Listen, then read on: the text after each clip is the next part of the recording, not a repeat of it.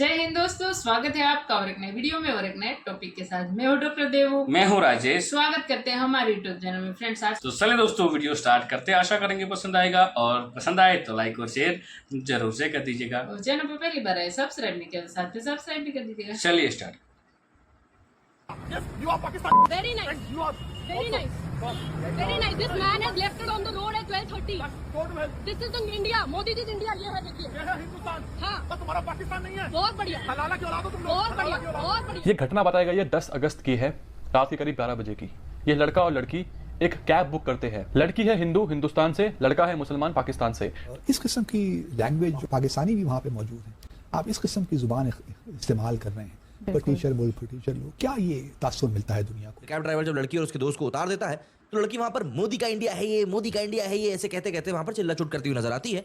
और इसी के बाद में कैब ड्राइवर हलाला की औलाद कहता है और वहां से निकल जाता है। हिंदुस्तान अंडर मोदी एक फाशिस्ट रेजिम बनने जा रहा है या बन गया या बनने जा रहा है। मैंने बहुत दफ़ा अपने पाकिस्तानियों को मना किया है कि खुदारा मत जाया करें जहां आप अपनी इज्जत गंवाते हैं। अब इंडिया में एक एक्सट्रीमिस्ट सोच अब आ गई है बहुत ज़्यादा। पाकिस्तान में एक्सट्रीमिस्ट थॉट्स को इलेक्टोरल सपोर्ट हासिल नहीं है, हिंदुस्तान में इलेक्टोरल सपोर्ट हासिल है। बीजेपी उसकी रिप्रेजेंटेटिव है। कैब ड्राइवर अपनी बात पे अड़ा रहा और उसने साफ साफ बोला कि मैं बिल्कुल भी ये बर्दाश्त नहीं करूंगा कि कोई पाकिस्तानी आकर मेरे दिल्ली के बारे में या फिर मेरे हिंदुस्तान के बारे में कुछ उल्टा सीधा बोले। मुझे ये कतई बर्दाश्त नहीं होगा। और क्या ये जो सोच है अब जिसका बड़ी खुल के उन्होंने इजहार किया, क्या समझते हैं कि बेहतरी की उम्मीद खत्म हो गई है? बिल्कुल। इमेजिन करो कि ये सेम इंसिडेंट पाकिस्तान में हुआ होता, कि तुम एक कैब में होती पाकिस्तान के अंदर, तुम्हारा एक हिंदू दोस्त जो कि हिंदुस्तान से होता, वो ये बोलता कि ये कराची के लोग अच्छे नहीं होते, बड़े मतलब परस्त होते, बड़े मतलबी होते हैं। तो पता क्या होता, तुम दोनों को वो लोग इतना मारते कि तुम दोनों में से किसी एक को तो पक्का 72 करोड़ के पास भेज देते। जो इंडिया का जो ओरिजिनल बेस था,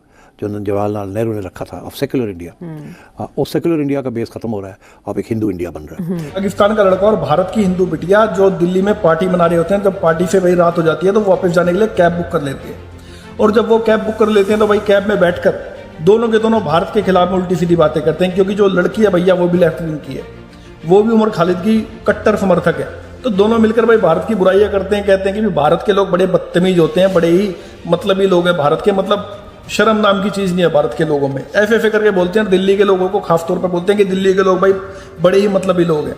ऐसे भाई बातें कर रहे होते हैं। तो भाई जो कैब ड्राइवर होता है वो कहता है, मैडम ये सब बातें मत करो, मतलब तुम यार मेरी कैब में बैठे हो, मैं एक हिंदू हूँ और तुम मेरे सामने मेरे देश की बुराई कर रहे हो और दिल्ली वालों की बुराई कर रहे हो, भाई ये नहीं चलेगा मैडम बिल्कुल भी। तो वो लड़की चिढ़ जाती है और भाई कहती है कि भैया आप ये सब क्या कह रहे हो, मतलब इसने क्या ऐसी बात कह दी जिससे आपको बुरा लग रहा है।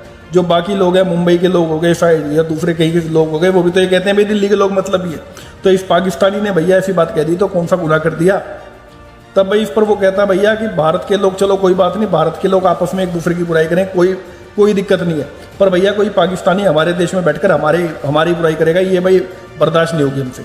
तो भाई वो कैब ड्राइवर इन दोनों को कैब से उतार देता है। उसके बाद में यार लड़की भैया ऐसा दिखाती है कि देखो ये है मोदी का इंडिया, मतलब इसने हमें रात के 12 बजे भाई कैब से उतार दिया। अगर हमारे साथ में कोई हिंसा होगी तो भैया ये देखो ये भारत है, ये मोदी का इंडिया है।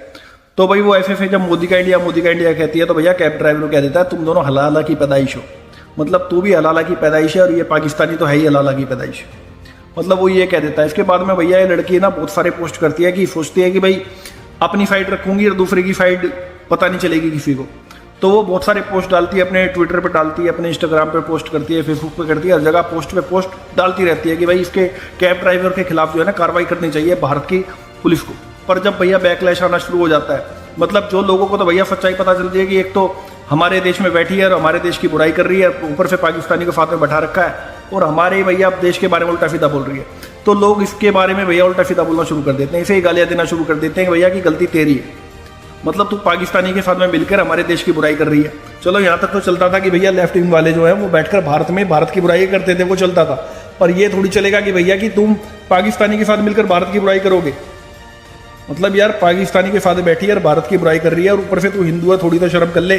तो भैया ऐसी कमेंट जब इसके पोस्ट पर आने लग जाती है तो भैया लड़की अपने सारे वो डिलीट कर देती है और फिर एक स्टोरी डालती है कि भैया कि मैं इस बेहुदा इंडिया में नहीं रह सकती, मतलब इतने बेकार देश में मैं नहीं रह सकती। तो ये करके भैया अपने इंस्टाग्राम, फेसबुक, ट्विटर सबको भैया अनइंस्टॉल कर देती है, डिलीट कर देती है, सबसे डीएक्टिवेट हो जाती है। मतलब इसको लगा था कि भाई भारत की जो पुलिस है वो इस कैब ड्राइवर के खिलाफ एक्शन लेगी, क्योंकि इसने भैया देश के लिए बात करी कैब ड्राइवर ने, मतलब अपनी देश की बुराई नहीं सुनी तो इसी के लिए उसका काम था कि भाई वो कैब ड्राइवर था, उसका काम था इसको पहुंचाने का। पर भाई अगर देश की बात करोगे तो यार किसी भी देशभक्त को भैया बुरा लगेगा। तो कैब ड्राइवर ने भैया दिखा दिया कि वो एक सच्चा देशभक्त था। या कुछ भी नहीं है, आप ऐसे कैसे कह सकते हैं कि आप दिल्ली के अंदर लोग शरीफ नहीं है?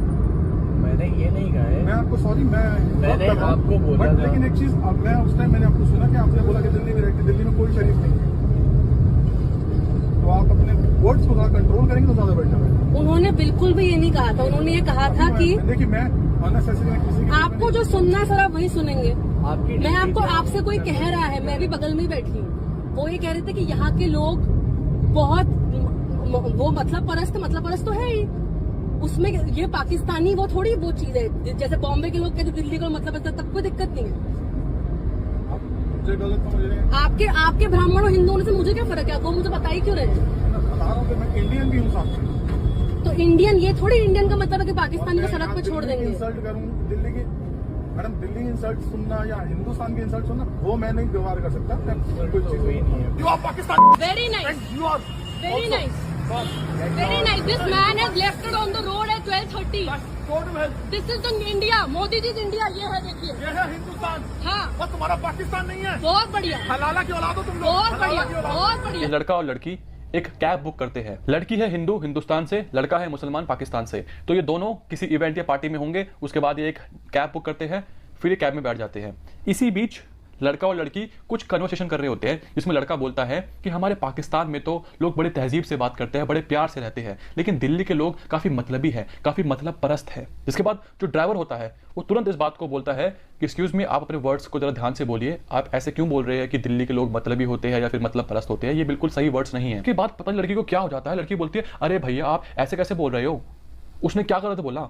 उसने बस ये बोला, मेरे फ्रेंड ने बस ये बोला कि दिल्ली के लोग मतलब परस्त होते हैं, इसमें क्या गलत है? फिर वो बहस करने लगी उस कैब ड्राइवर से, लेकिन कैब ड्राइवर अपनी बात पे अड़ा रहा और उसने साफ साफ बोला कि मैं बिल्कुल भी ये बर्दाश्त नहीं करूंगा कि कोई पाकिस्तानी आकर मेरे दिल्ली के बारे में या फिर मेरे हिंदुस्तान के बारे में कुछ उल्टा सीधा बोले, मुझे ये कतई बर्दाश्त नहीं होगा। जिसके बाद इनके बीच में और भी ज्यादा बैक एंड फोर्थ आर्ग्यूमेंट्स होती है। कुछ चीजें हैं जो ये बताती है कि दीदी शायद लेफ्ट विंग की है, दीदी की सोच शायद अलग है।